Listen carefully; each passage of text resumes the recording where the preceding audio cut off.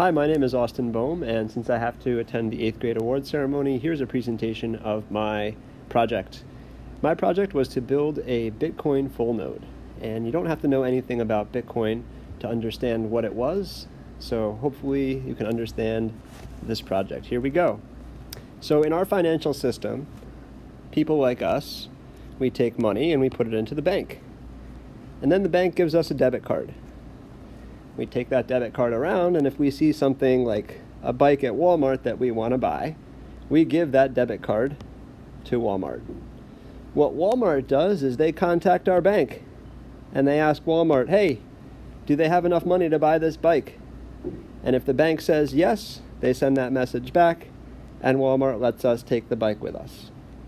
And we get on, and we ride away.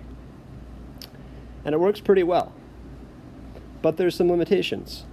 The main one being that the bank has to hold your money, and you have to go to the bank every time that you want to spend your money. And that's not a problem using a debit card, but if you've ever had to purchase a house or do a larger purchase, you'll notice it becomes harder and harder to spend your own money. It might take days or weeks, the bank might be closed on weekends, and there's some other things that can get in the way.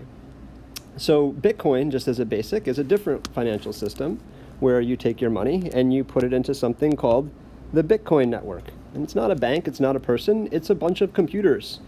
And those computers verify who owns all of the different Bitcoins. So after you put your money into the network, you're given Bitcoin, and you put that Bitcoin in something called the Bitcoin wallet. Now this doesn't work today because Walmart doesn't accept Bitcoin today, but maybe at some point in the future Walmart might accept Bitcoin. And a lot of other places actually do accept Bitcoin online. So when you go to spend that Bitcoin out of your wallet, in the Bitcoin network, Walmart or whoever you're buying from doesn't contact a bank. It contacts a group of computers. And those computers verify that the Bitcoin you have is actually good.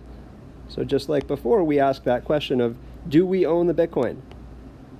The Bitcoin network, which is a bunch of computers, verifies and sends that back. And then Walmart lets us get on our bike and ride away happily. Now again, there's some limitations right now. For example, Walmart doesn't accept Bitcoin, but this does offer some promising, interesting options. The Bitcoin network is open all the time, and you can transport any amount of money you want to through it. So for my project, again, I built one of these computers. I built one of the computers that verifies and updates the Bitcoin network. It's called a Bitcoin node. Specifically, mine was a Bitcoin Lightning node, and I would call my project a success. This is what it looks like. You'll see over here on the right side is something called a Raspberry Pi. It's a very small computer. It has memory, it has the ability to do some things. And then over here in the yellow, you'll see there's a big hard drive, and that's just a big amount of memory. And so that's where all of those different transactions and all the different amounts of Bitcoin are stored.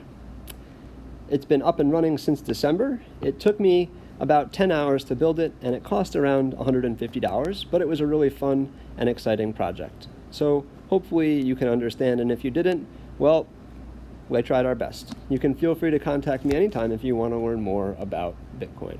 Have a great rest of your day, and thanks for watching.